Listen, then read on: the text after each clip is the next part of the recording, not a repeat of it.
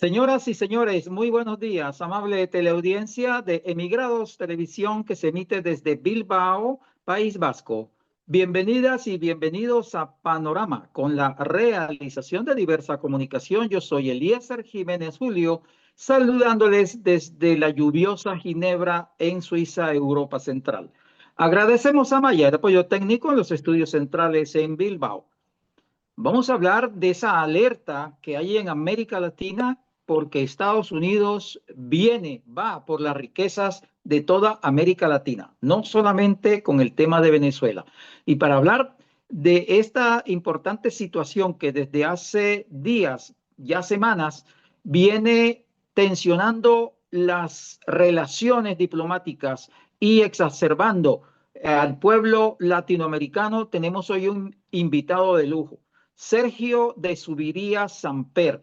Él es profesor titular doctorado en bioética de la Universidad El Bosque en Colombia, presidente de la Fundación Walter Benjamin, licenciado en Filosofía y Letras, Universidad de los Andes, Bogotá, magíster en Gestión, Políticas Culturales y Desarrollo UNESCO y Universidad de Girona en España, doctor en Filosofía Política, Universidad de Educación a Distancia, UNED, Madrid. Se desempeña como profesor investigador en el doctorado en bioética de la Universidad del Bosque en Colombia. Es un gran pensador e investigador, es un ilustre hijo de Colombia y ha escrito varios libros. Profesor Sergio de Zuviría, teníamos ya 2 meses de no vernos después de Bilbao, que nos encontramos allí junto con otros amigos y amigas. ¿Cómo está usted? Gusto en saludarlo. ¿Cómo están por allá? Muy agradecido por la invitación, Eliezer, aquí en la madrugada de Colombia. Un cálido abrazo desde estas tierras. Profe, disculpe que lo hemos hecho madrugar, razones del horario, 7 horas de diferencia que en Europa. Pero bueno, le agradecemos altamente su gesto y sobre todo por el tema que vamos a tocar. Profe, las relaciones en América Latina con el imperio norteamericano están bastante tensas, no solamente con el tema Venezuela, está el tema de Colombia, la desertificación, que el presidente de Colombia, Gustavo Petro, también ha criticado. Donald Trump se ha metido con Lula. Es decir, el Imperio del Norte, al estar perdiendo las guerras en Ucrania junto con la OTAN, ha sido sacado de África. Con China ha tenido también y está perdiendo esa guerra comercial con China, está retrocediendo y queriendo, digamos, retomar el patio trasero, América Latina. ¿Para qué? Para llegar y saquear las riquezas. ¿Por dónde comenzamos, ilustre profesor, con este tema que está candente y está de actualidad? Sí, hay que señalar que en el día de ayer el propio enviado de Trump a Venezuela y América Latina, yo creo que hace una especie de confesión de parte de las intenciones que hay detrás de estas acciones. Él manifiesta que hay que hacer unas sanciones creíbles, es decir, que sean de tipo económico y de tipo militar, porque en los gobiernos anteriores sanciones no eran creíbles, una cosa completamente autoritaria, ¿no? Es decir, está combinando al mismo tiempo una especie de guerra de aranceles y ya ha tomado de alguna manera la decisión de hacer sanciones de tipo militar. De alguna manera, el envío de 4.500 militares, 5 barcos de guerra y un submarino nuclear a tierras del Caribe, pues ya es la típica implementación de una sanción, una amenaza de tipo militar. Además, ya lo había hecho unos meses anteriores, ¿no? Ha hecho una acción realmente deshonrosa y durísima, y es ponerle una especie de precio y recompensa al presidente de un país latinoamericano, algo completamente autoritario y de rasgos neofascistas. Entonces yo creo que esa combinación de sanciones militares, acciones de carácter económico, pues pretenden, como tú lo has señalado, tratar de hacer un injerecionismo, una intervención directa en América Latina, tratando de compensar lo que ha perdido en hegemonía en otras partes del universo. Profesor, ¿está preparado América Latina, los gobiernos, los pueblos a responder a esta agresión político-militar económica? ¿No? Como que plantea un gran pensador, Perry Anderson, América Latina desde 1910, desde la Revolución Mexicana, cada 10 años muestra su capacidad de rebeldía, su capacidad emancipatoria, ¿no? De un siglo, digamos, que muestra la potencia plebeya de América, la resistencia de los pueblos humildes de América, ¿no? En ese sentido, yo creo que tanto algunos gobiernos, no todos, hay unos que son completamente, digamos, sumisos y súbditos de los designios del imperialismo norteamericano, los pueblos con ciertos gobiernos pues tienen que hacer resistencias y creo que hay una preparación, digamos, tanto cultural por su historia, tanto política con la alianza de los pueblos y los gobiernos de alguna manera, y también unas resistencias, digamos, de carácter de alianzas con otros continentes. Yo creo que eso es un elemento clave, digamos, de la lucha antiimperialista, ¿no? La alianza que nos pueden hacer, digamos, los pueblos europeos, los pueblos asiáticos, los pueblos africanos, también son muy significativas y han sido muy significativas en la historia de América Latina y el Caribe. Profesor, ¿hasta dónde llega o puede llegar Trump en estos momentos, el sionismo que está allí también con ese imperialismo, para realmente, por ejemplo, hacer un desembarco, un ataque directo de invasión a Venezuela, por decir algo que es la que en este momento todo mundo enfoca, pero se olvidan y muchos aplauden que invadan a Venezuela, pero dicen, ah, no, es que en Colombia no va a pasar nada, en Brasil no va a pasar nada, en la Guyana no va a pasar nada, en Centroamérica no va a pasar nada, en el mismo Caribe supuestamente no va a pasar nada ante una eventual agresión directa ya a territorio venezolano, por ejemplo. Considero que la mayoría de analistas del trumpismo, digamos, como fenómeno ideológico y cultural, pues han señalado en sus trabajos investigativos un rasgo tanto de la personalidad como del fenómeno del trumpismo, es un poco la incertidumbre, ¿no? La incertidumbre. En ese sentido, hay muchas oscilaciones y muchas vacilaciones, ¿no? Creo que se muestra en la propia guerra económica de los aranceles, ¿no? En un momento, un día dice una cosa y después de alguna manera dice otra cosa a los 2 meses, cambia de políticas. Y ese elemento, pues hay que tenerlo en cuenta en cualquier tipo de análisis. Y es, no está descartado, como en todo fenómeno cuando empieza el proceso, digamos, de las amenazas militares, en algún momento se dé una especie, digamos, de intervención, digamos, provocadora, amenazante, y subvalorar siempre a ese enemigo neofascista, digamos, creo que es negativo para los procesos democráticos y revolucionarios. Creo que siempre hay que estar preparado y los Estados Unidos de Norteamérica lo han demostrado, ¿no? La historia de intervenciones directas. Considero que para un pensamiento crítico y para una caracterización del trompismo, digamos, como un fenómeno, digamos, de gérmenes protofascistas típicamente, pues hay que tener en cuenta esa alternativa de que ya han empezado a hacer disparos directos a naves, digamos, de personas absolutamente inocentes, poco sin fórmula de juicio, una cosa que ya muestra rasgos realmente amenazantes, ¿no? Ya hay 3 intervenciones directas donde a través de los ejércitos, pues hacen, digamos, bombardeos. Personas sin siquiera preguntarles quiénes son.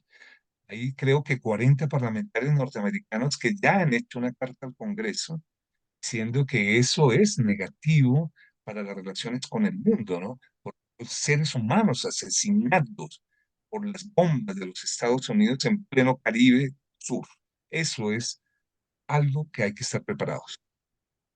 Profesor, se habla de la famosa guerra contra las drogas, contra el narcotráfico, y ese es uno de los pruritos que eleva el imperialismo norteamericano, que yo lo llamo el cartel del norte, así directamente, en contra del gobierno de Venezuela.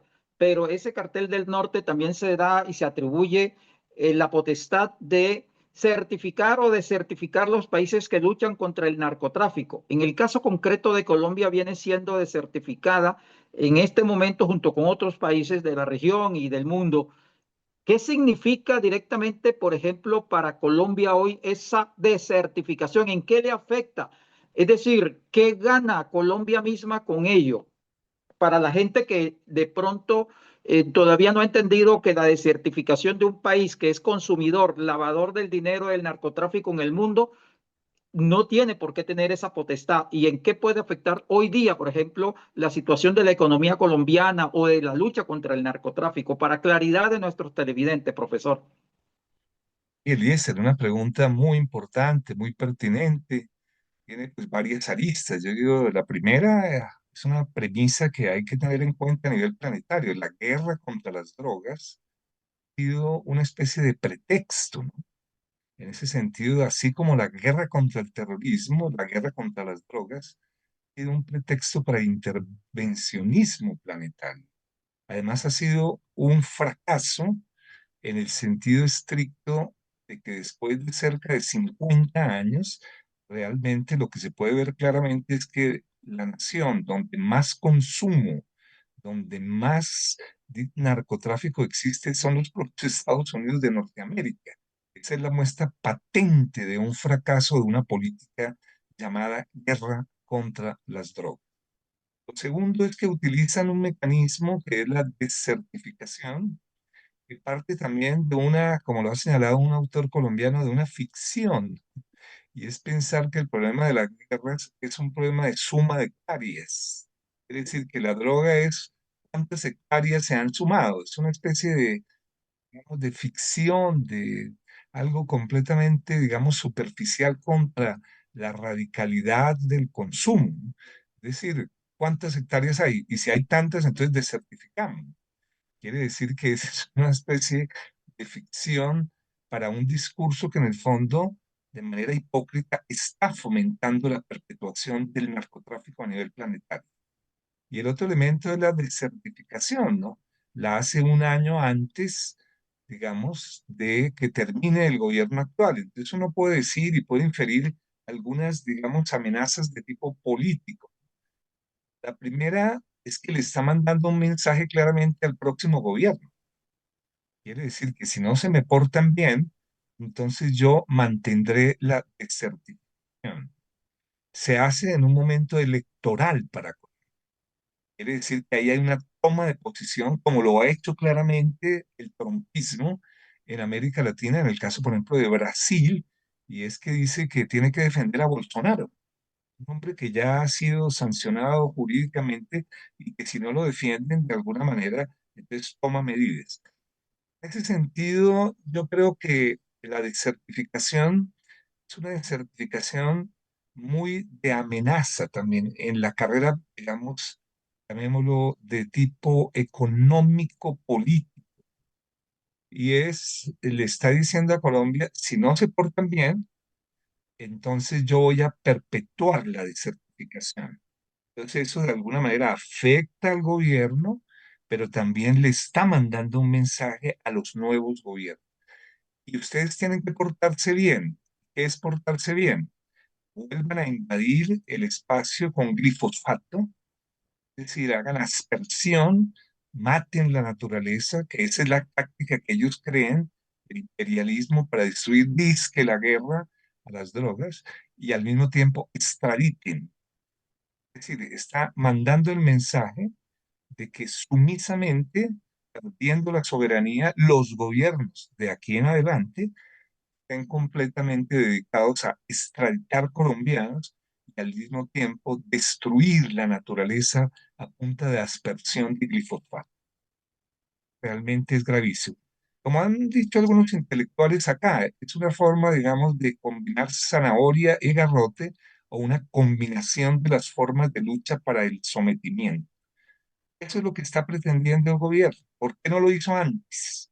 Si no lo hace en una etapa electoral, ¿y por qué lo hace un año antes en plena campaña electoral? Eso habría que preguntarse, porque además es de alguna manera, digamos, no han tomado ya directamente sanciones de carácter económico, sino es una sanción que al mismo tiempo tiene, digamos, ayuda militar, la hipocresía de ese gobierno. Yo diría que así la desertificación se da como pasa en toda América Latina, un poco por razones políticas. Quiere evitar que en Colombia haya de alguna manera una alternativa de un gobierno con soberanía popular, con soberanía, autonomía, e imponer gobiernos, digamos, totalmente dependientes, sumisos. Eso es lo que pretende la desertificación. Y sobre todo, ilustre profesor Sergio de Zuviría Samper, cuando Colombia ha estado sometida a la bota militar norteamericana, oficialmente hablan de 7 bases militares, pero sabemos que hay muchas más, y que dicen que hay 3.000 militares norteamericanos allí, pero sabemos que hay muchos más, que hay otras agencias norteamericanas operando en el país y que no lo dicen, la parte de la CIA, la DEA, etcétera, etcétera. Entonces, ¿qué más quiere el patrón del norte con Colombia, por ejemplo? No, y creo que Elías lo ha dicho de una manera, digamos, muy didáctica, digamos. En Colombia hay oficialmente 7 bases militares con presencia directa de ejército, además de las agencias, creo que lo dices de manera absolutamente directa, como hay que decirlo. En ese sentido, ¿qué más quieren? Pues quieren perpetuar de manera, digamos, irracional para grandes, digamos, dirigentes del mundo, la guerra preventiva contra el terrorismo. Imagínense, una guerra preventiva es absolutamente absurda, es lo más militarista que existe.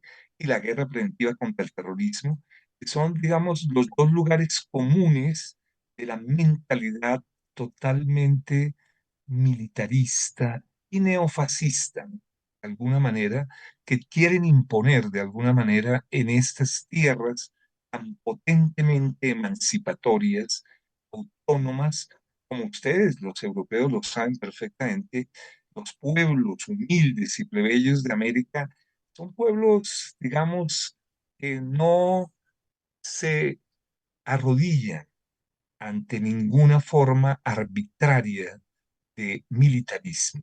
No, son pueblos que resisten y resisten también de forma de lucha armada.